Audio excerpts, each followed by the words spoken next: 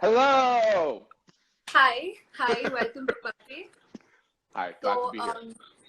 Let me tell you what Baatein means. Baatein actually is a Hindi word which translates to a conversation. Yes. And so let me tell the audience who we have today. Today for the Baatein session, we have someone really, really special. Somebody whose work speaks color, energy, and a lot of excitement. We have Zipeng Zhu from China, who's born in China, but is an art director, illustrator, animator in New York City. After he graduated from the School of Visual Arts, he worked at Pentagram and Sagmeister Walsh. His clients include Apple, Adobe, New York Times, The New Yorker, and so many more. Now he runs his own creative practice, Dazzle Studio, and a gift shop, Dazzle Supply, to push Dazzle to the next level. Welcome to Baatein. I'm happy to be here. Hello. Oh, can I show you one small thing that I just found yesterday in my storage that I think everybody's gonna really enjoy? Give me 1 second. Yes.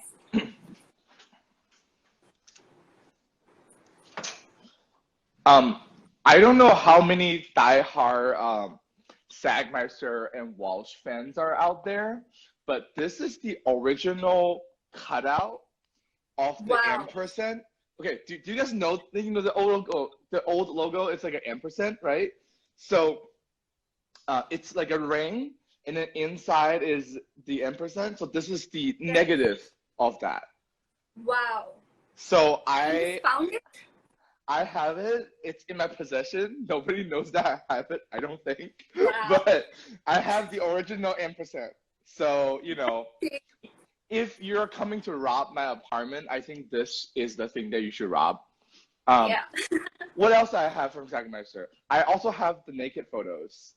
What? Yeah, I have the naked. I mean, I don't know where it is. It's all boxed up in my storage right now. But yeah, I found this yesterday. I was like, oh, maybe I should, just show you. Okay, somebody asked, how do I have it? Well, one, because I work there. Second, it's like, we were moving studios from Chelsea to Union Square. Okay. During the move, that we got rid of a lot of shit, and I mean, I just low key took it. I mean, it's not like, somebody has the end, somebody has the circle. So, like I'm not like, I didn't have the end. So, like whatever, like this is, but I think this is kind of cool. Like I think there's more essence to it, Wow, that's really nice. So, okay guys, if you all have any questions, please put them in the comment box and we'll answer them in the last 15 minutes of the session, I guess. Well, there's like a Q&A button that they can press. Like, the one that has a little question mark, just leave it there because we can show your questions while we're talking. Okay, cool. We'll do that. Yeah. Awesome. Okay, a lot of the NID students want you to come to NID as visiting faculty. What do you have to say to that? Okay. So, where is it? Ahmedabad, India. Okay. The short answer is yes, I would love to. The long answer is there's a global pandemic going on right now. I cannot do anything. And then I would love, we figure out a new way to do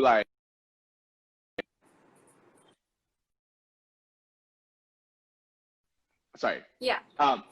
I would like to figure out a new way to use Zoom in a better way, because Zoom so far has been so frustrating. Like I've been doing Zoom calls every day, and then it's just like soul sucking, and then I just felt like we should find a new ways to for example, I just gave a talk on Zoom the other day. I mean, I gave like 20 talks this year on Zoom, but it was just very difficult because you're talking to like an empty box, like a black box, And then it is just, I think that part is very difficult, especially for me. Like I try to, I think when I give a talk, I try to exchange energy with the audiences. So I'm trying to like just put out my vibe and then get their feedback, and I don't get none of it.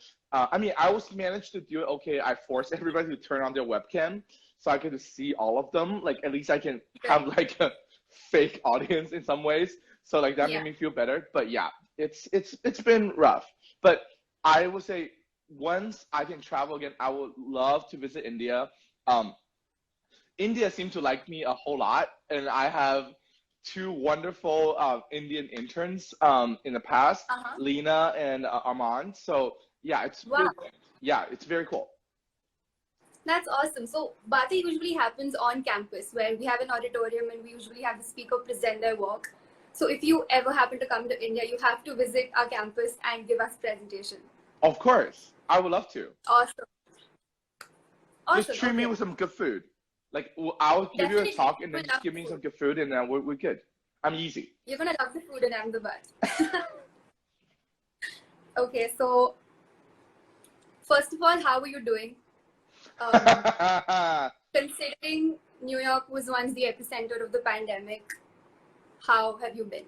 Okay, that how are you? I think it's the most loaded question for 2020. Like in America, it's like easy to answer. I'm good, but like this year nobody can answer that question. It says I'm good. I would say overall I am good. Literally, I just moved into a new apartment, a bigger, cleaner, nicer apartment than the old one that I was in. If you're interested in my old apartment, it's online. Just find it. It's crazy looking. So this new apartment is more sophisticated. It's clean. You know what? I think I can show you my old apartment right here on my phone.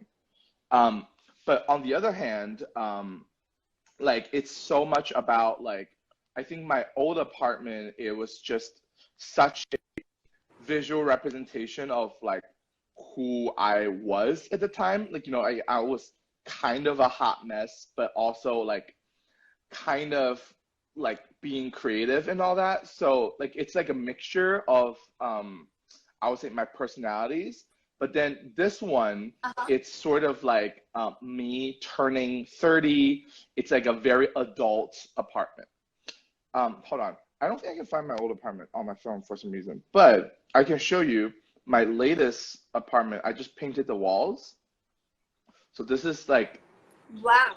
Yeah, I just have two like colorful wall on my thing.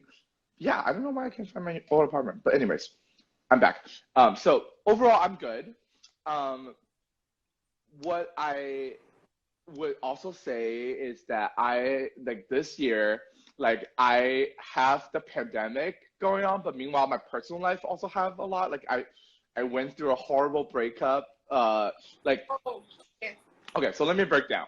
I dated a guy from January to March, and then it ended up horribly. So I basically went upstate on March 12th. And then I think March 14th, it's when the pandemic started in New York City. So I happened to escape the worst time being in New York City while I'm going through my own personal horrible time in upstate New York. Right. I was staying with my professor / dear friend, Gail Anderson. I was there for 6 months. So I was upstate New York for 6 months. I come back at the end of August. I packed everything in my old apartment into storage because I'm from China and I don't know where the election was gonna go. So I basically just packed everything to storage. I stayed in an Airbnb till the end of November. And thank God we had some good news, right? Like we have a new president. So I started to look for an apartment. I found this new place. It's very awesome. I have my own floor to myself. Like Whoa, I have no neighbors, just me.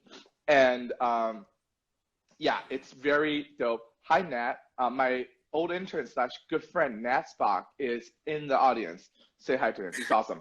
And then I just moved to this new space. I am really busy with work. Shocking is busiest I would say I've ever been in a very long time. So yeah, it's been complicated, but I would say Mm-hmm. now I'm better, and work-wise, it's good. Hopefully that answers the Right. question. Long answer. Sorry about that. That's okay. In fact, I was watching one of your interviews where I saw this black wall with some beautiful white letters on it. Yeah, that's my old apartment. It says Dazzle on it. Yeah. Mm-hmm, mm-hmm. Yeah. Okay. Like once I get I'll see if I can find the photo. I'll show you in a bit. Yeah. All right. Cool. Okay.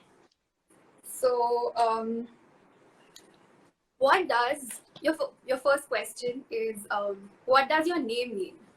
So my name is Zipeng, and then Zipengs means a exuberant child, Mm-hmm. like a very lively kid, like a person Yeah. that's just like always running around. Mm-hmm. Yeah, that's what my name means. And then I was Phil for about 10 years. I was Phil from middle school all the way till my second year in America. And then I decided to go back to Zipeng because I just realized my name has such a good meaning, and then it is really fitting to my personality. And then every Yeah. time I said my name's Phil, people always ask, like, what is your real name, and like why do you name yourself Phil? And then I'm just sick and tired of answering those questions. I'm like, fuck everybody. I'm gonna go by Zipeng from now. So yeah, Yeah. I'm Zipeng. Awesome. So, when did you move to New York exactly? Um, And 11, why? 11 years ago, August 26, 2009, I went there for school visual art for SVA. I went there to study, and then crazily, shockingly, 11 years later, I'm still here. Wow. So nothing was planned. I mean, you didn't have the intention to stay back. No, I mean, I wouldn't even dare. Like, I honestly, like, my original plan is go there, study, and then see what happens. And then what's crazy is, so, I just showed you the N% from Sagmeister Walsh, right? I graduated on a Thursday. 2 days before that, I got an email from Jessica Walsh. She emailed me, said, hey, can you come over to show me your work? And I went there Friday, which is the day after I graduated. I got a job. I started working the Monday afterwards. So I basically had no chill. I had 2 days to spend some time with my parents, and I just went straight ahead back to just started working. So everything kind of snowballed like just nonstop. It's kind of like and then like after Sagmeister, I started my studio, and it just keep on going. It's crazy. Right. But I'm sure it was worth it. I mean, not everybody lands work with Sagmeister Walsh 2 days after they graduate, right? I mean, okay, what I'm about to say, it's gonna sound like I'm a huge asshole, but like I really don't mean that. So I did not plan to work for them at all, just because I felt like their work is so up there, and then they're so like beyond my level that I'd never even think about working there. But then like maybe that's why I was kind of chill about the interview. Like I was like, kind of whatever, because in my head it was like, who cares? And then I got the job, and I was like, okay, like that's crazy, because they reached out. I didn't apply. They reached out, and then they offered me the position. It's just so crazy, and it's so wonderful, and then it's so nice for them to consider me. Like that was my first job ever as a human being. Like I had never worked anywhere. Like my first job was my last job. It was, working there, which is so crazy. And then they're both still so like gracious and nice to me and to my studio that like I love them so much. They're the best people in the world. Nice. That's nice. What kind of work did you do over there? Well, you ready for a long list of things? Basically, to be honest, anything. I would say, okay, my first two projects are museum branding, and then I designed a game show. You should check it out. It's on it's on the internet. I think it's called Sagmeister Walsh. We did it for Adobe. It's a game show, and I designed all the elements. And then besides that, I did a anti-gravity trophy that didn't come out. I did a book.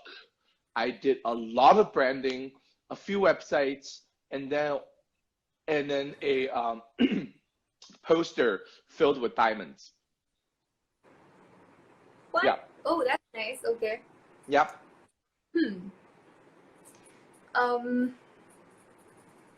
Okay, so we have one question over here. How was your experience at SVA? My experience at SVA was, let me explain this in a movie term. Have you watched the movie Hunger Games? That's how I feel like SVA is. I felt like I was Katniss, Everdeen are just like, you know, running for my life because, you know, like it's very competitive. And like the reason I said that, it's not because like everybody wants me to die, but it's more so like everybody is so talented, and then we are all so like also different, I would say. Like we are right now, like I don't know, I have a few very famous classmates. Lauren Hum at Hum Sweet Hum. She is probably our shiniest, brightest star from our year, / my old roommate. And then, you know, Tel Midian, Tel Shuv are both doing really good. Tel Midian is at Spotify as, I think, creative director. And then Tel Shuv is at, I think, RGA. So yeah, like I have some real, and Joey Cafone, who is the founder of Bear and Fig, a wonderful notebook and like stationery company. Yeah, like and Ben Grenchnet, he's working at New York Times Magazine. So like I graduated from a year with very talented people, and I was just very lucky to be working among them and then like learn from them, because we're like, I think I'm the one person that used the most color than all my other classmates.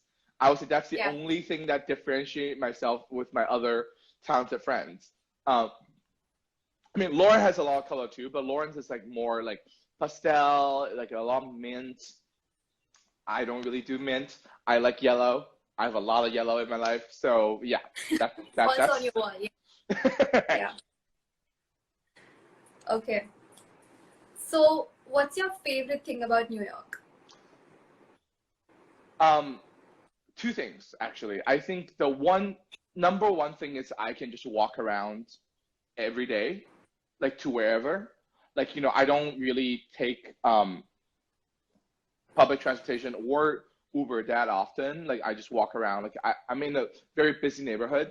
But the reason I said that is because it lets me to see things. Every block, the typography is different, the store is different, and most importantly, the people. Like what I love about New York, ultimately, it's the people. Everybody is from everywhere doing anything, whatever. So it's just so inspiring. Like I had this, you know, earlier the year, I wasn't sure if I can still live in America, right? So I had this like mild panic attack with myself. I was like, oh my God, if I have to go somewhere else where it's not as diverse in terms of people, I don't know if I will be able to do that. Like I just am so spoiled by the city. Like this is such a complex and like crazy mixture of like everything, and that is so beautiful. And then I get to just learn from, you know, meeting random people every day, and then like it's just so cool. So is there anybody you've met who has left like a huge impact on you?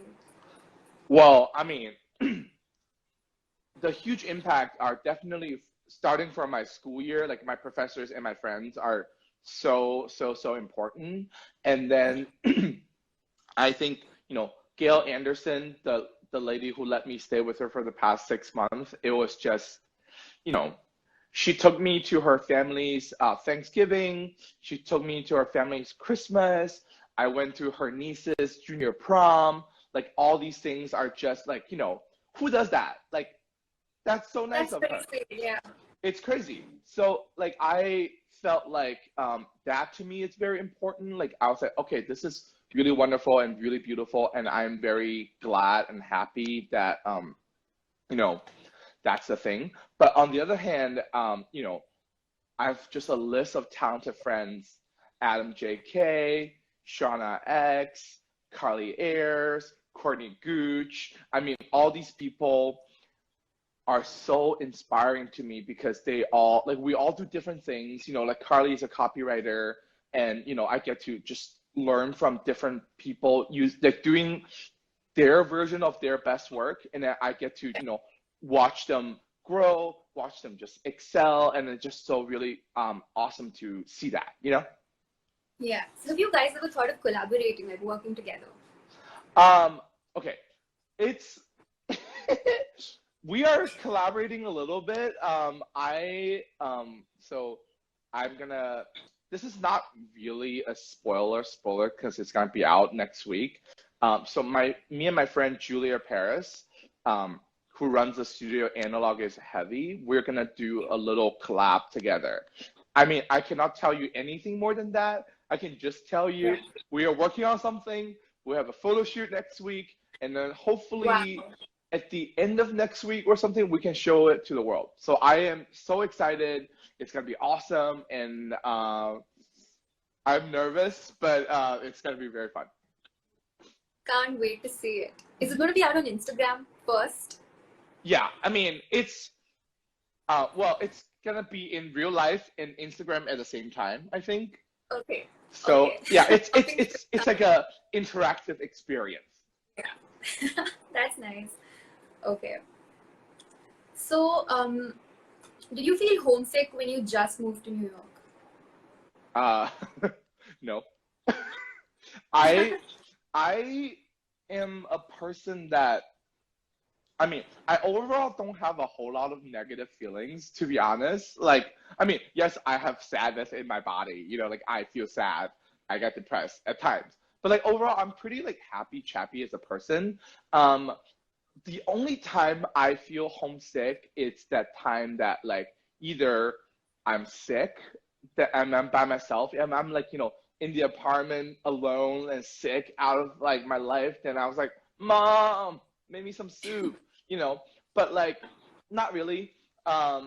Or if I miss it, sometimes I miss the food and my friends from high school, you know, like those people are very important to me that I kind of don't get to talk to them very often, but you know, like every like twice or three times a year.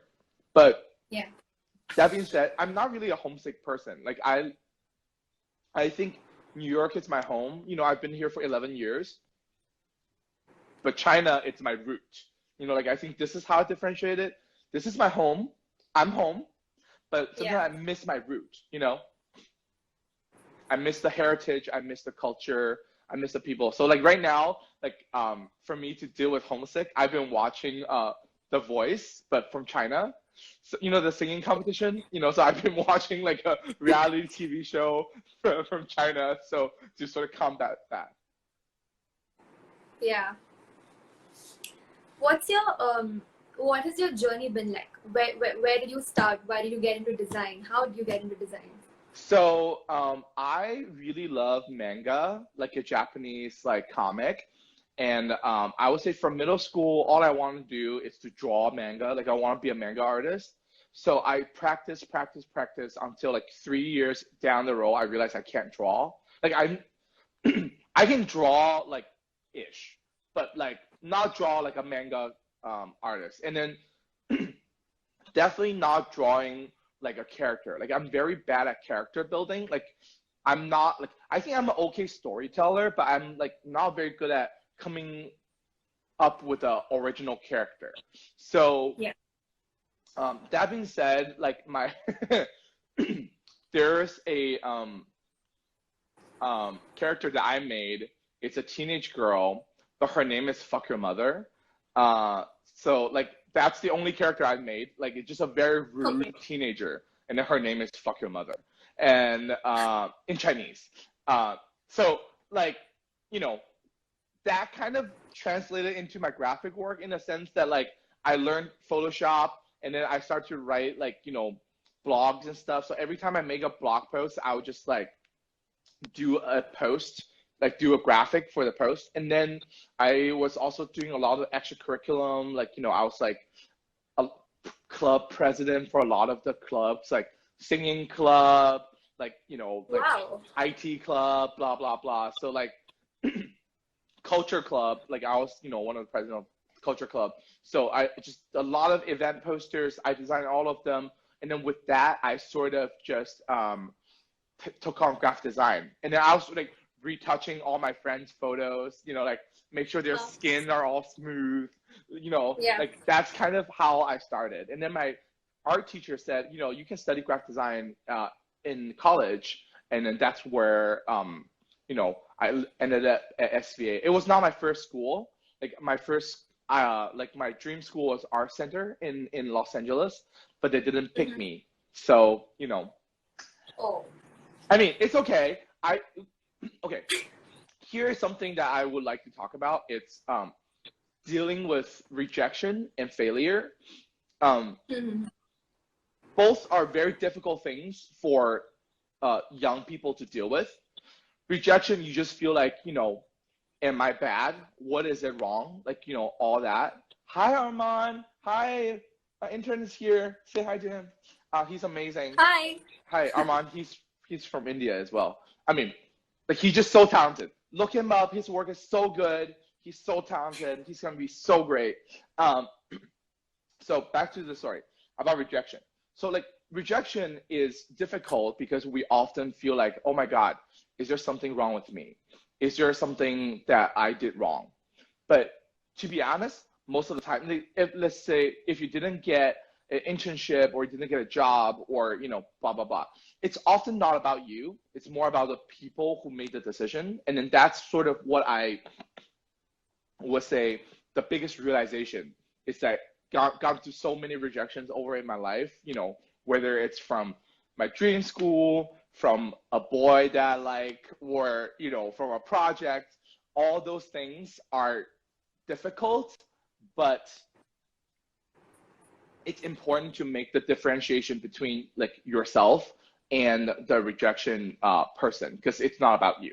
And then about failure, it's the same. It's the thing is like, I think you learn more from failure than you learn from success. Success, you just like, hooray, I won. But like failure, it's what you can really know what you did wrong, and hopefully you don't do it again. So, you know, all those things are difficult, but I think it's very important. I think these are some great insights for everybody who's watching. Yeah. That's why I'm here. So if I may ask, what's that one failure that maybe got to you, but you overcame? I would say, to be honest, I mean, Armand's here. Armand can relate. So we worked on a project for Apple, and then we basically we didn't really get fired from Apple, but like they went with a different direction that we were not anticipated in. And then we really did our best work. And I still think it's one of the best work that my studio has done that they just could not appreciate. That was rough. To somebody in the audience, yes, the hoodie is my own design. Go check it out at Dazzle Supply. But back to this story of failure. You know, Apple was my dream client, and I got the project. I was so excited, and we killed ourselves over that project. Like both Armand and I worked so hard every single day on that project. We did such good work. Like we presented, like I usually don't present options. I just give client like this one idea. For this one, we presented so many good ideas, and like none of them made it to the end. I was just like, are you fucking kidding me? This is, you know, this is what we end up with. And because like I did not love the end result of it. I mean, well, it's not our work, so whatever. But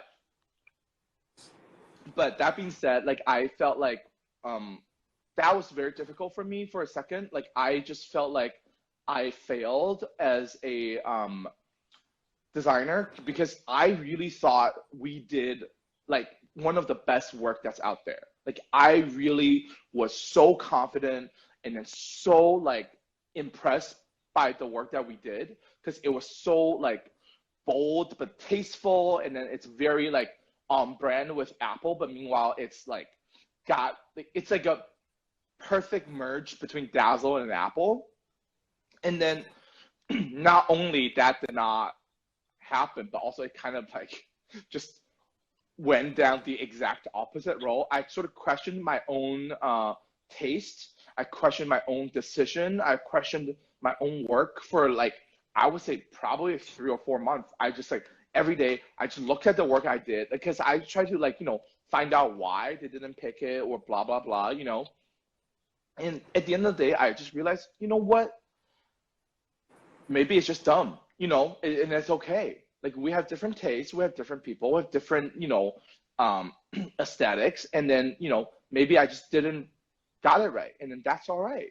And, you know, I am so over it, you know, like whatever. My new work is sick. I cannot wait to show you the new stuff that we're working on. And then, you know, I also done a lot of fun stuff this year that I am truly grateful. And then honored to get to do a lot of the work that I get to do in the, you know, past year. So yeah, like whatever. Apple, I mean, if you're watching this, come back. We can show you some other awesome stuff. But if not, that's chill. We have other clients too. So whatever. Okay.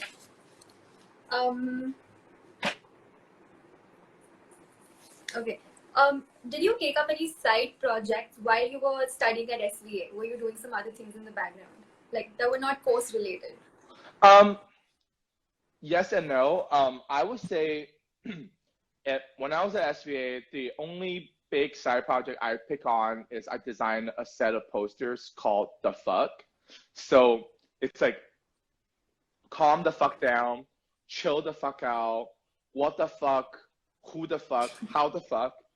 And then honestly, I think these poster is one of the reason I got hired at Sagmeister, because I sat down, like the day I was graduating, my Twitter sort of blow up, and like just all of a sudden hundreds of followers. And then I realized Jessica Walsh tweeted my posters, like my The Fuck posters. And then like that was crazy. And I sat down at the interview on Friday, right? And the first sentence that she said to me is like, isn't the word fuck the best word in the English language? And then that's sort of like I think the start of the whole conversation, and then the whole, like, I think our like friendship in some ways, because we're just, you know, like we love fuck, you know. It's one of the best words. Though, can I show you one little thing that it's kind of from school, but I think I pushed it a little further. Give me 1 second. Yeah.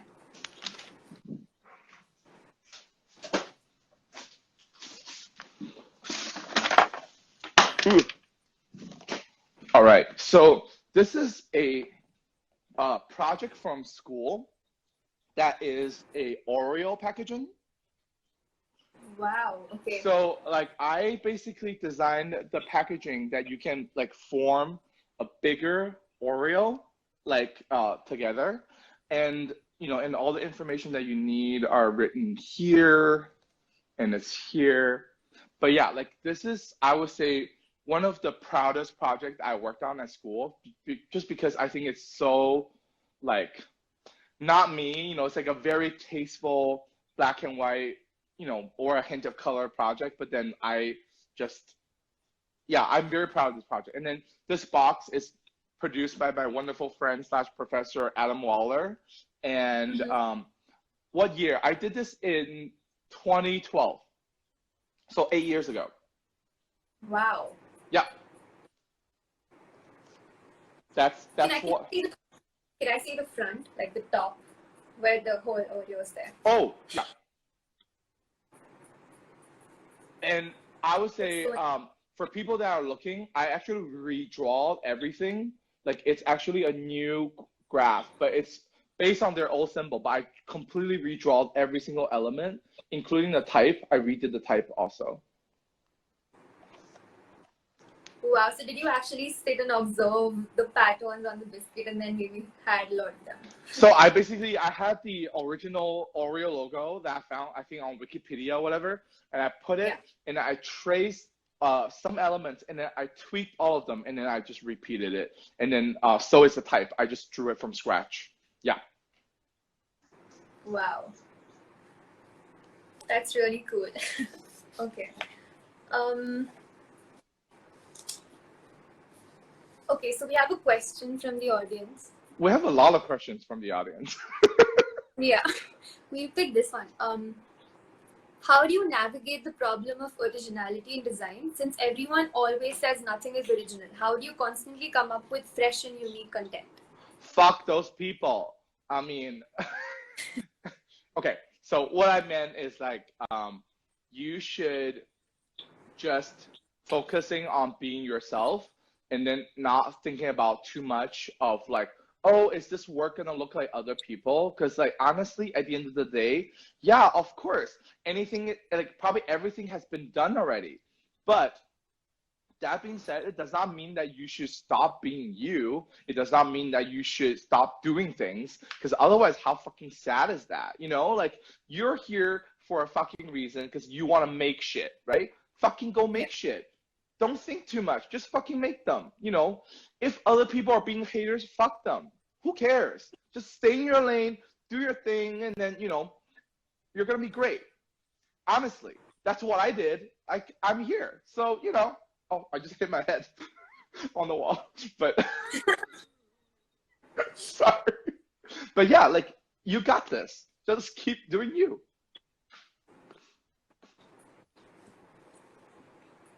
Shall we look at the Q&A to see, like, you know, there's like 9 questions there. Yeah, definitely. I can't see the questions from the Q&A because, yeah. I can do it. So, how is it like working solo compared to Sagmeister Walsh? Okay, I love this question because once again, shout out to the OG studio. You know, they're the reason I'm here. They are, the difference is that now, when I was working there, if I fucked up, Jessica and Stefan will step in to help me to fix that fucked up.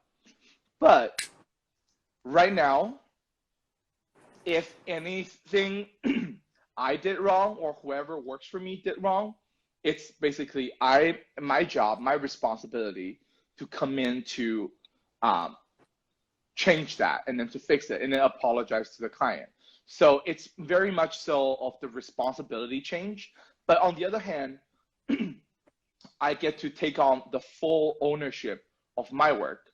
So I would say, you know, it's a mixture. Like I feel like, yes, it is more difficult and sometimes, but it's also very, very rewarding on the other hand.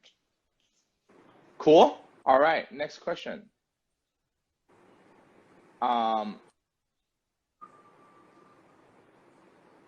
So how can you apply for internships? I mean, that's a loaded question. Like, depend. You know, you apply internship in general, apply to my studio. Apply to my studio, just email me, DM me, whatever. That's easy. Internship in general, I would say, here's my pro tip. And then, you know, whoever that's listening, this is, I think, the biggest buck for your money. Make it personal. Write a short email, but then be very personal. Let's say, like, you know, you want to work for Pentagram. Write to the partner or whoever that's working there and then talk about what's your favorite project from them. Ask them, like, you know, why they inspire you to want to work there. Give them a reason that's honestly how you feel. Because I don't like to read long emails, but I like to know that the people, whoever writes to me, knows their shit. You know, I don't want to get an email that says, like, dear sir or madam, fuck you. Like, my name is Zipeng. Put my name into the fucking email. Don't do that. Like, make it personal. So, like, that's my tip. All right? I hope you got it down because I think this is the best tip I've ever had for people. And more questions. Sorry. So we usually have an afterlife for the recordings, and since you have started this one, I think you will get the option to save it. So if you could just save it for us and send it to us later, that would be great. Don't worry, I got you. I'm already planning to, so don't worry. Awesome. Okay. So what was my first talk? How did it happen? My first talk, well, I'm gonna say first professional talk, because I spoke many times at school. My first professional talk was at RIT, Rochester Institute of Technology, but they have a Massimo Vignelli collection. Like Massimo Vignelli was one of the I think long-term faculty there. So I spoke there as my first talk. They just reached out because I was 22 when I started at Sagmeister. I think maybe 23. I was 22 when I started at Sagmeister, and I turned 23 that year. So like I was just the youngest person there, and then people were like, "What the fuck?" So basically, I would say invited to speak there just as a residence young person, and then the rest was history. And it was great. It was great. I love giving talks. It's one of my favorite things to do as a creative. Okay. How did I find my style? Kind of easy. I mean, I decided to go back to my name at Zipeng, and then I watched a musical called Chicago. And then in the musical, there's a song called Razzle Dazzle Them. I basically just decided to embed Dazzle into my life. So I want to make every day a Razzle Dazzle musical, and whatever that's not Razzle Dazzle, I don't do them. So that's my style. All right. How to get better at expressing yourself in your art.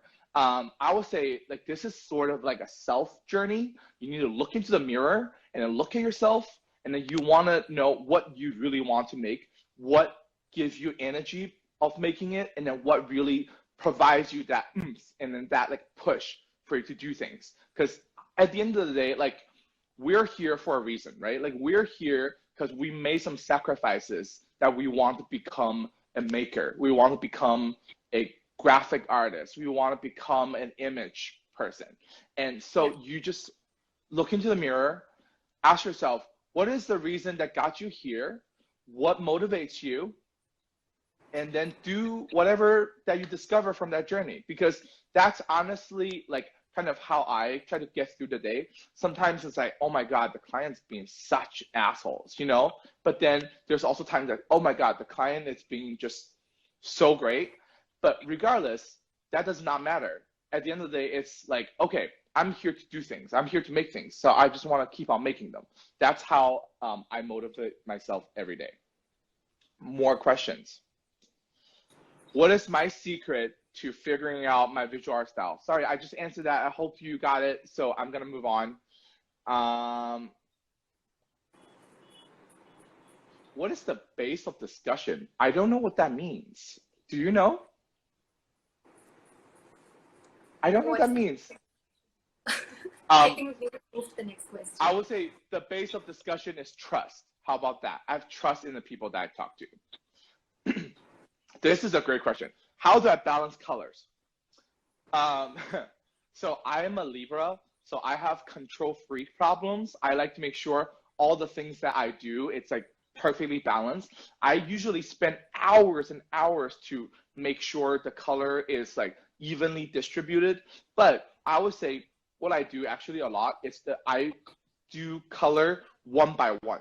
So I would say I'll put down yellow throughout the page separately, and then I add blue next to it, and then I'd add red next to it. So then I can make sure it's balanced, controlled all along.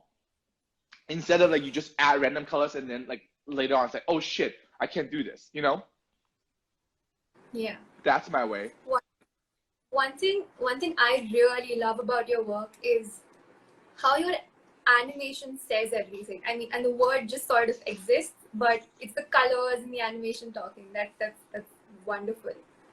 So here's one thing that I would say changed my life is that like my school, I graduated from a design program, but in my design, our class, it's not called design, it's called visual communication. So I think that's a very important differentiation, because I'm trying to express myself via the visual that I make. So I try to have no caption, basically. You know, like if you look at my work, I hope you can just look at it and understood what I'm trying to say, because if you don't, I kind of failed. And then whether that's from typography, illustration, animation, 3D, whatever, but I want you to look at it, you just say, ah, I get what this guy is trying to do. And then that, to me, is the most important part of like my work. Mm-hmm. How do I stay motivated? I would say occasionally watch YouTube. This is my, I watch a lot of YouTube. That's kind of how I sort of get through the day. Like sometimes, you know, like you cannot work 100% of the time. So occasionally you just like need something to take a break from. And then I would say, yeah, YouTube, it's actually kind of what motivates me. And then the channels that I watch, Bon Appetit, I watch Verge, I watch New Rock Stars, I watch music videos, a lot of music videos, and then Stephen Colbert. Like that's kind of what I get through the day, what motivates me. For the people that asking about my glasses, so my glasses are from a company called Teal in Belgium, but I bought it from a store called Atelier Mira in Williamsburg. So if you're not in America, go look at Teal, Theo. They're great. And so this is related about creative block. So I have my 3-word answer for creative block. It's walk, eat, fuck. So I encourage you to go out, walk around, just take a little break, because there's so many science studies to proven that when you're just walking around, your brain is actually functioning in the background. So your subconscious actually is still thinking, but you are not thinking. So you're looking at things while your brain is trying to figure it out. Eat is like, 1, you need some energy. Second, good food is also a proven scientific way to improve your personal mood. And, you know, good food equals good mood, and good mood give you good moves, you know? So that's how I would say it. And then, I mean, fuck is so self-explanatory that I don't need to explain how sex works, right? Or masturbation, since you cannot see people. So, like, because at the end of the day, once again, about science, like, if you get to climax, it's such a huge stress reliever for yourself, because I think often it's not you are having a creative block. It's more like you're so wrapped up in your head that you can't think. You know, you just need to chill a little bit. And all the things that I say can help you chill. Okay? So that's my answer. What else? Oh my gosh, so many questions. How do I navigate the problem of originality? I mean, we sort of answered that already. So like, yeah. Just if you missed that, go look at the IGTV, like, you know, that I'm about to post, and just rewind. All right. Oh, by the way, that was Satvik, and he's a huge fan. So okay. It'd be great if you could say, yeah. Thank you. And what's my design process? My design process is simple. I try to answer the brief as clear as possible. So if I get a brief, like, I'm trying to use the most dumb way to answer the most straightforward question. So, you know, if they ask for a logo, yes, I'm gonna give them a logo. But then what they are trying to do with the logo, it's what I'm trying to figure out. Like, you know, what you're trying to say, what's your mission, what's your attributes, what is the thing that you're trying to use this logo to communicate. And like I said, go back to the visual communication. I want to make work that are genuinely straightforward and visual communicative. Like, so for example, I just did a no MSG project, and for that project, it's like, oh, like, we want to create a symbol to teach people that MSG is harmless and also give them facts. So I was like, okay, I'm gonna use no MSG in the middle. I'm gonna add MSG flying out top and bottom, and then to not only show the element, but also give them like something that's exciting. And then around it, we have facts. So simple and straightforward. Oh, and Armand just said like every single file that has 50 artboards at the least. So every single file I have 100 artboards usually. 50 file for presentation, 100 for like Instagram and whatever. I have this set up, and then all my grid, it's set perfectly, so I can just use math and calculation and just make them work. And I think I stressed out all my interns when they see my project files, because it's very intense and it's a lot. Anyways, I think there's more questions. All right, so let's see.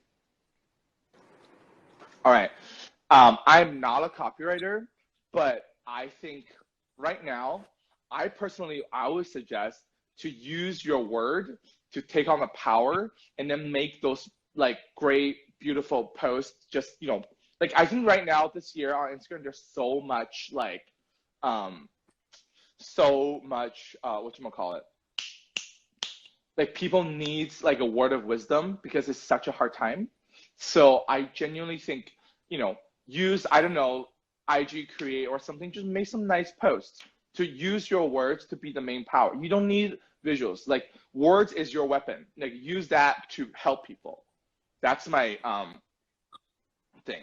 And then, you know, I don't know, send some nice tweets. I don't know. I'm not a copywriter. I can't help you. I'm sorry.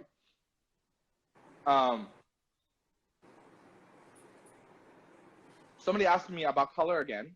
I would say that this time is about choosing color. To be honest, it's a gut reaction. I never think too much about my colors. It's always like, okay, like for example, this shirt I'm wearing, right? I know that I have a black and white pattern. And I need to think about, okay, what can I use for my own logo for it to stand out, but also for it to work really well? Like, I know my logo have this black design, so I have to make sure whatever I put out can complement that. Because, you know, I would love to use red, but red's gonna make black look even blacker. So like darker. I don't want that. I want something to make them pop. So that's why I choose yellow. Very straightforward. Or sometimes I just do very like obvious color. You know, it's like the No MSG logo, once again, it's red and white because red is so commonly used in one, the No MSG logo sign, but also it's such a most celebrated color in Asia that like I just want to use something that is like have a nod to the heritage that meanwhile also draws attention. Very, very straightforward. Don't think too much. All right.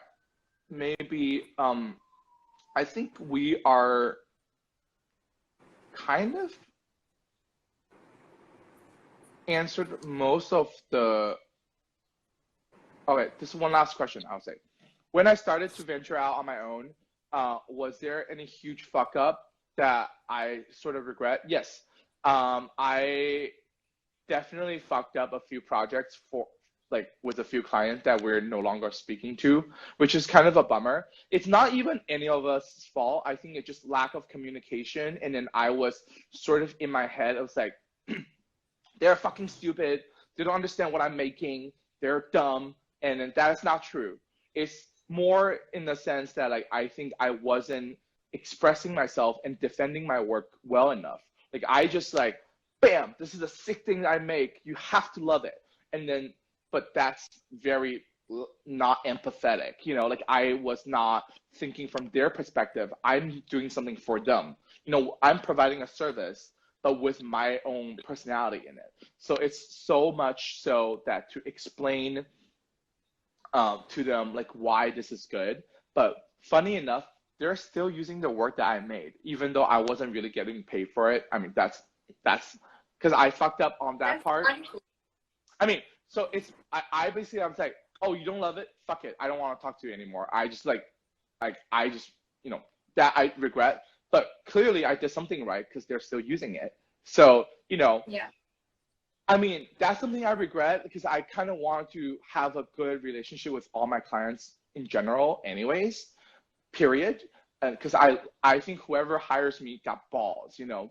But that being said, I definitely regret that happened. And, you know who you are if you're listening. So, come back if you want.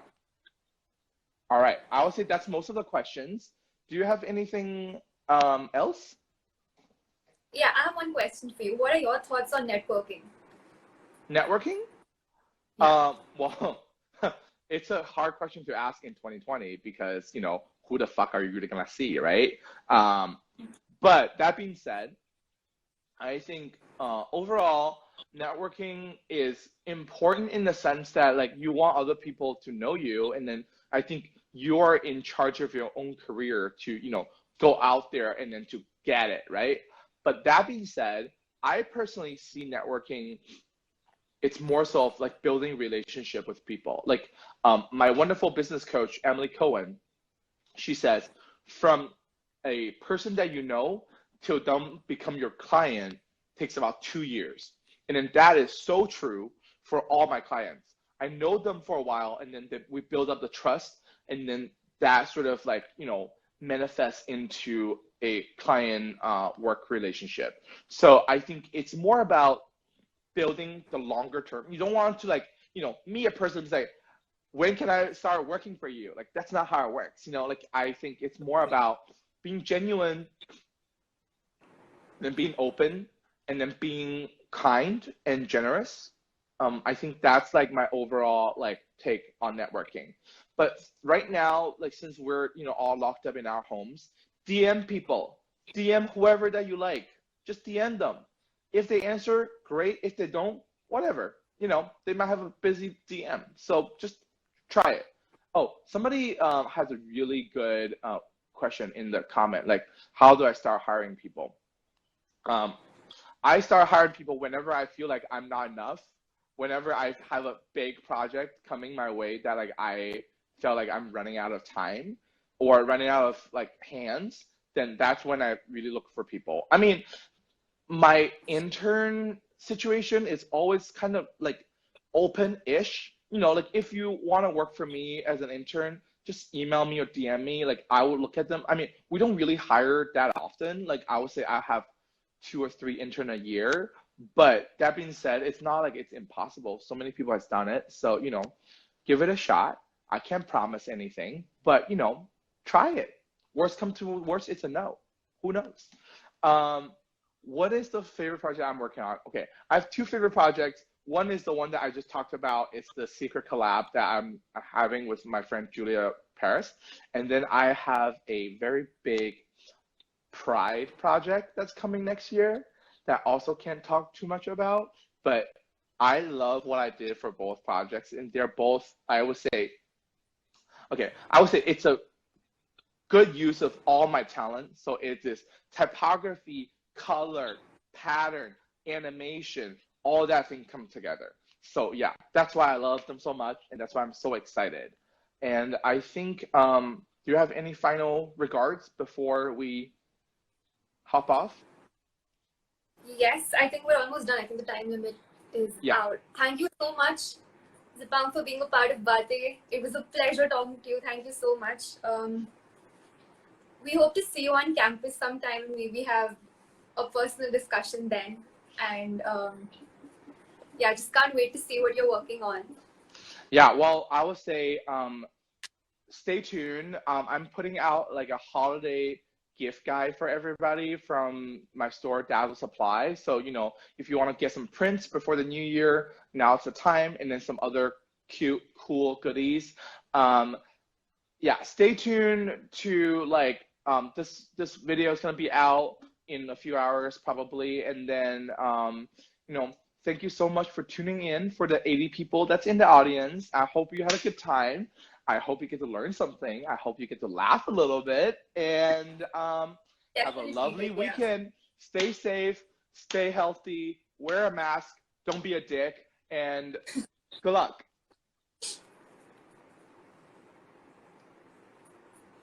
Bye. Bye.